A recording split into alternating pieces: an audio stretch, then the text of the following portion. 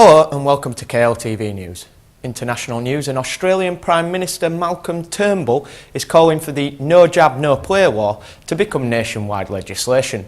Some Australian states already have a No Jab No Play law, which means that if a child has not been vaccinated, they cannot play with other children.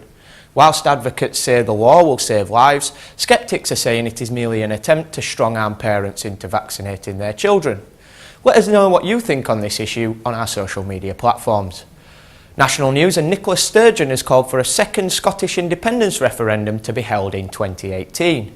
Whilst Leave campaigners are calling the move irresponsible and saying it puts the economic status of the country at risk through spurious claims, an accusation that could also be levelled at the Brexit Leave campaign, many are understanding of this move by the SNP.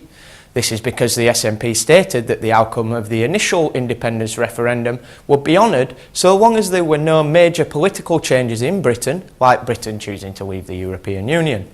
Couple this with over 60% of Scots voting to stay in the EU during the Brexit referendum, and it isn't hard to see why a second Scottish independence referendum is being mooted. And finally, a man from Fartown has finally been jailed after several attempts to evade West Yorkshire Police.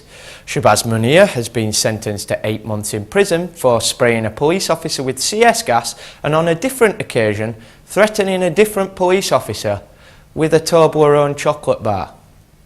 After this, he was caught trying to escape from police once again. That's all for this week. Thanks for joining us on KLTV News. Goodbye.